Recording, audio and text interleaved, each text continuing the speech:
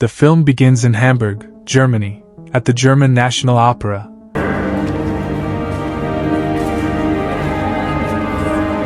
As they prepare, armed criminals are seen approaching. Unaware of the threat, the orchestra members continue their routine. Once the conductor arrives, they start rehearsing, but soon the gangsters burst in and fire shots into the air. John leads a rescue team that arrives just in time. He outlines their final plan while the gangsters begin a live broadcast, demanding a ransom of $300 million, announcing they've taken control. John instructs his team to hold fire and await his command. Let's rock and roll! However, the gangsters' leader kills a woman, pushing Matteo to disregard John's orders and shoot at the criminals. With no other option, John orders his entire tactical unit to engage and eliminate the gangsters. A fierce battle ensues, showcasing the tactical unit's skill and expertise, ultimately resulting in the takedown of most of the criminals. Moving in. Go, go, go! Backstage area.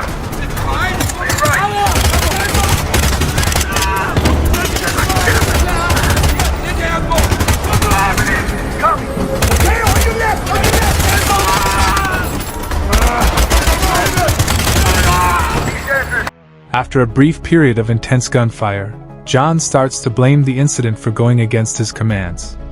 However, it turns out he has been shot and is in bad shape. Suddenly, a gangster disguised as a hostage stands up, and Matteo takes him down, but unfortunately, John is fatally shot. We'll call Helen. Tell her we'll be a little late for dinner. 5 years later in Romania, Matteo, now a retired Special Forces member, works at a mill in Assam. His life is unhappy due to what happened with John. When he receives a photo, it triggers memories of the happy times he spent with John's family. On payday, he announces his retirement, books a ticket to Bucharest, and gets ready to leave.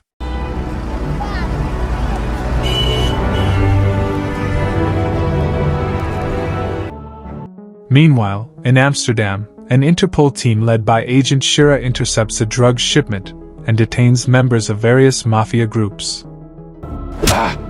Get the fuck up! They capture one of them and inform a mob boss named Shaban that Interpol has intercepted their shipment. It turns out one of the detainees is an undercover Interpol agent who aided in the drug bust. Shira tells him he needs to exert more pressure to ensure the mob bosses are arrested. Promise you, this was just a warm-up. Matteo arrives in Amsterdam, where we meet Paul, a businessman involved in cryptocurrencies. Over the phone, Paul tells his client that everything is fine, but when he checks his computer for updates on his investments, things look problematic.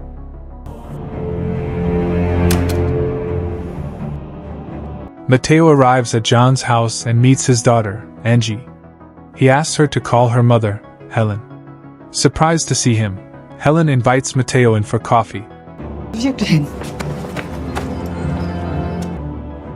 Inside, Matteo learns that Helen is now married to Paul.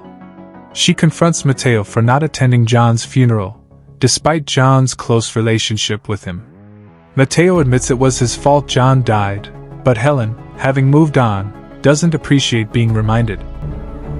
What? You don't get to do that. Could have been me. Shut up! Matteo decides to leave, but Helen asks him to stay a little longer. Meanwhile, Siobhan has a disagreement with his chef about a dish that isn't appealing to customers at his restaurant. It's good to see you. It just that. Helen tells Matteo he can use some of John's remaining items if he wishes and expresses that it's nice to see him again. Bring in a new chef, new menu. Now go. Thank you. After some time, Siobhan and his team realize there was a spy among them. When Paul gets home, he finds Matteo there with Angie. Helen tells Paul that Matteo was John's friend and will be staying for a while. After dinner, Matteo sits outside reminiscing about the time he spent with John in Afghanistan, discussing their families. I thought you wanted to know. Got the assets. See you at the rendezvous point. Angie tells her mom that she likes Matteo before going to bed. Paul then has a talk with Matteo, who tells him that there is always something worth fighting for. I'm talking to you. Good.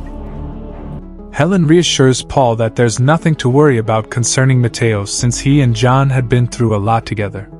Matteo finds a note from Angie asking him not to leave without saying goodbye. In the morning, as Matteo goes for a jog, he sees Helen and Angie heading to school, and Helen asks him to take care of her dog while she's at work. Siobhan visits Paul to ask about the missing 15 million euros, and Paul tries to explain that there's a small issue with the crypto market, but it will be resolved soon. He asks for a day while Siobhan looks at a picture of his family, reminding him he only has one day. Outside, an undercover Interpol agent tracks them, but inside, it's revealed the agent is also being followed. Matteo, bored with his routine, tries some carpentry before Helen invites him for an outing where he enjoys spending time, especially with Angie.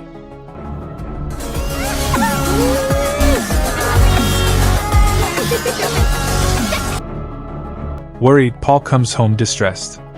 When Helen questions him, he says he has some financial accounts to handle, hiding the truth about Siobhan. About liabilities and equity with me?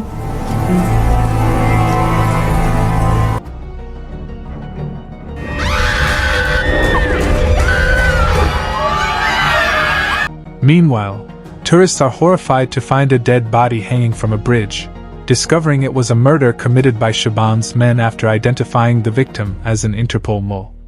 Shira and her partner arrive at the crime scene as Matteo stays home working on his carpentry. The news reports a drop in cryptocurrency value as Paul receives a call from Siobhan demanding his money. Although Paul assures him he will resolve it, Siobhan sends his men to handle the situation. My money. Shira and her partner understood that the gangsters were sending them a signal when Angie began teasing Matteo about his scars before giving him a tight hug, which Helen noticed. Paul called Helen to tell her he couldn't come over because he had some business to take care of. While they were out for pizza, Angie showed Matteo a drawing. Helen asked Matteo to stay a bit longer for Angie's sake. Suddenly, some gangsters showed up and started following them. Angie noticed and ran back to stop them. Matteo saved her from getting hit, but she was kidnapped, and Matteo was knocked down. Are you okay? Give me your phone! He grabbed a bicycle to chase the car. Meanwhile, Helen informed Paul about the kidnapping. Paul called Siobhan to ask for help, but Siobhan just hung up.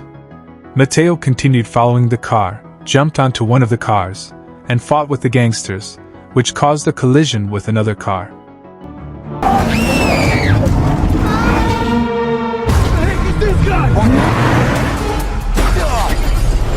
Matteo fell and remembered John telling him they were family. He woke up handcuffed in a hospital room.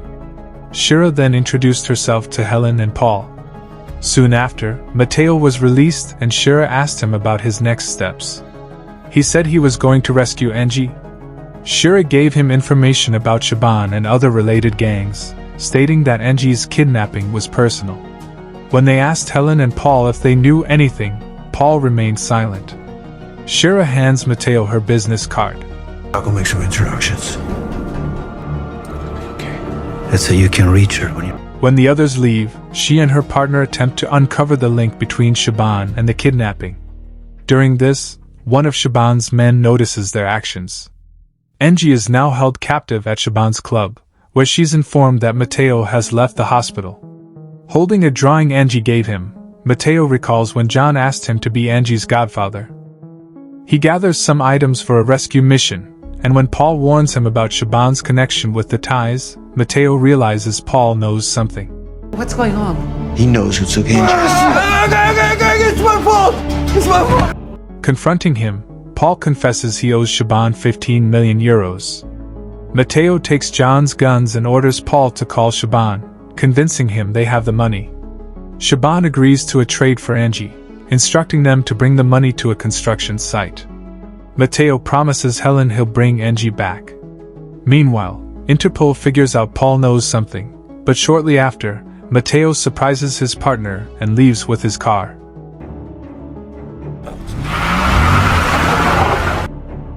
Mateo arrives at the construction site for the exchange. He asks the gangsters he meets about Angie, but they inform him they only agreed to spare her life in exchange for the money. They forcefully take his bag, but when the leader checks it, it turns out to be a bomb.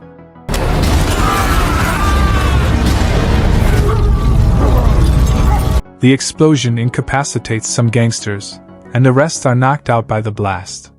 Mateo then drags the surviving leader home for interrogation. Helen is kidnapped by one of Shaban's men, who then gets into a brawl with an Interpol agent. During the fight, the gangster repeatedly slashes the agent with a blade.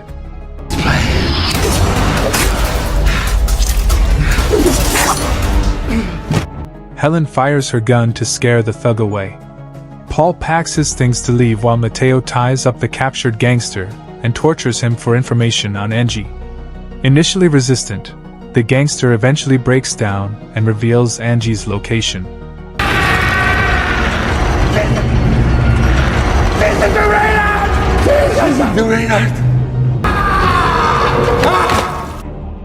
Helen takes care of the wounded Interpol agent, but when the agent requests help from Paul coldly ignores him and heads to his car. Unfortunately, another of Shaban's men is waiting for Paul and kills him.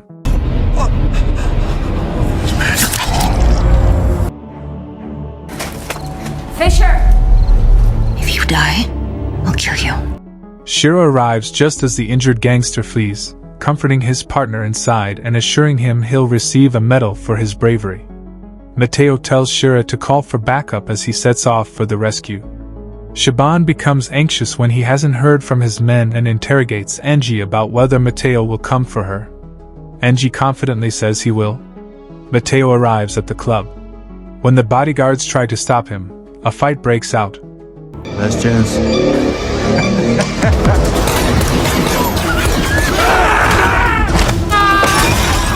Shira arrives and they start shooting at the gangsters. The battle gets intense as Shira and Mateo fight together to clear the place.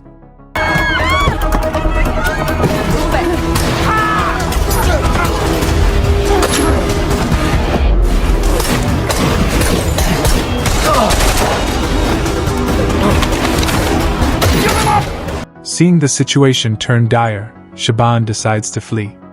He instructs his men to stay behind, leading to a 2-on-2 fight between Mateo and Shira against Shaban's guards.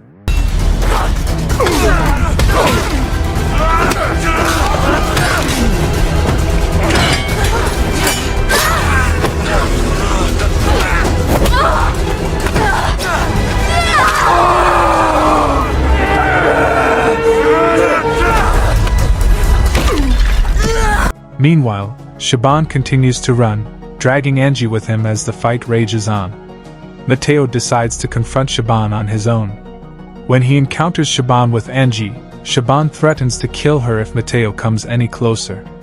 In a quick move, Mateo hurls a knife into Shaban's chest, but Shaban manages to shoot Mateo as well.